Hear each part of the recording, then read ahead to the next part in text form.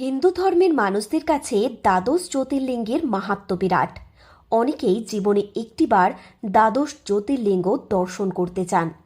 অনেক সময় সেই ইচ্ছা পূরণ হয়ে থাকে, আবার নানান কারণে অনেকের অপূর্ণই থেকে যায় সেই ইচ্ছা। তবে মনের জোর আর ইচ্ছা শক্তির ওপর প্রবল বিশ্বাস থাকলে যে কোনো অসম্ভবকেই সম্ভব করা যায়। 100-200 বা 1000 কিলোমিটার নয়, 12,000 কিলোমিটার পথ কোনো রকম টাকা পয়সা ছাড়াই পায়ে হেঁটে ভ্রমণে বেরিয়েছেন ভূপালের দুই যুবক। এছাড়াও তাঁরা ঘুরে দেখবেন 4 ধাম। প্রথমে জ্যোতির্লিঙ্গ কাশী বিশ্বনাথ ঘুরে বৈদ্যনাথ হয়ে এবার কলিযুগের ধাম জগন্নাথ পুরীর পথে রওনা দিয়েছেন তারা। এই পথে তারা বৃহস্পতিবার রাতে পুরুলিয়া শহরে পা রাখেন। সেখানে রাত কাটিয়ে শুক্রবার রওনা দেন। এই দিন মহাশিবরাত্রিতে রাত কাটান পুরুলিয়া 1 নম্বর ব্লকের চাকলতোড়ে। মধ্যপ্রদেশের ভোপালের রহেটি জেলার শ্রীহরের বাসিন্দা ঋত্বিক চৌহান ও হুড়দা জেলার ওই শহরের অভিষেক যাদুবংশী গত 5ই জানুয়ারি ঘর থেকে বেরিয়েছেন তারা। তাদের কথায় মনের শান্তির জন্যই এই দ্বাদশ জ্যোতির্লিঙ্গ ও 4 ধাম দর্শন করার পরিকল্পনা নিয়েছেন। 12,000 কিলোমিটার দীর্ঘ পথ কোনো রকম টাকা পয়সা সঙ্গে নেননি।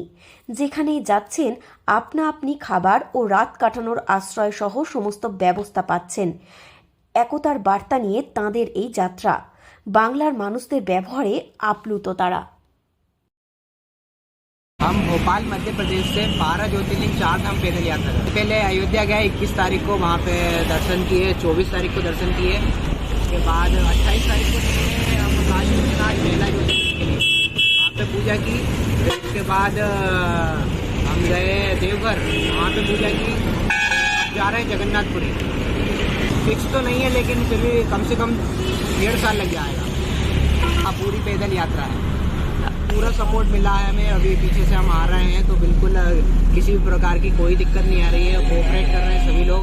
हमारे धर्म के लेके जागरूकता है और एकता और हमारी शांति के लिए निकले हैं। वैसे तो हम बस उसी का है, जैसे प्रचार तो नहीं कर रहे हैं हम हमारे, बाकी हमारा धर्म है और किस तरीके के लोग हैं, किस तरीके से कहाँ पे रहते हैं, कैसा कल्चर है, कहाँ कहाँ कैसा है हिंदुओं का कल्चर, ये सब जानने के लिए और भी बहुत सारी चीज़ें हैं। इस वजह से निकले हैं जी। एक्सपीरियंस तो बहुत बढ़िया है। जितने भी लोग हैं सारों ने सपोर्ट करा। बिहार से, एमपी से, हम लोग यहाँ पे आए हैं।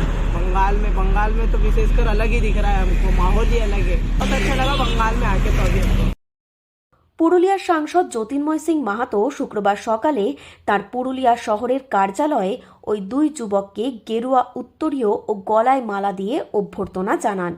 এ বিষয়ে পুরুলিয়ার সাংসদ জ্যোতির্ময় সিং মাহাতো বলেন, ঈশ্বরের কাছে প্রার্থনা করি ওনারা যেন সুস্থ থাকেন এবং নিজেদের লক্ষ্যে পৌঁছাতে পারেন। নিজের ফেসবুকে ওই ভোপাল মধ্যপ্রদেশের পাশের থেকে এসে ওরা 12,000 কিলোমিটার 12 জ্যোতির্লিঙ্গ তারা পদযাত্রা করে ভ্রমণ করছে। পুরুলিয়ায় পৌঁছেছে, আমার এখানে এসেছিল। আমি তৎক্ষণাৎ আমাদের কার্যকর্তাদের সঙ্গে কথা বলে তাদের থাকার ব্যবস্থা করে এবার এখান থেকে রওনা হবে। আমি সকালে ওনাদেরকে মালা পরে সম্মানিত করলাম এবং এখান থেকে আমরা তাদেরকে সুষ্ঠুভাবে যাতে ওনারা যেতে পারেন তার জন্য ব্যবস্থা করি। দীর্ঘ পথ পায়ে হেঁটে পাড়ি দিচ্ছে ওই দুই যুবক।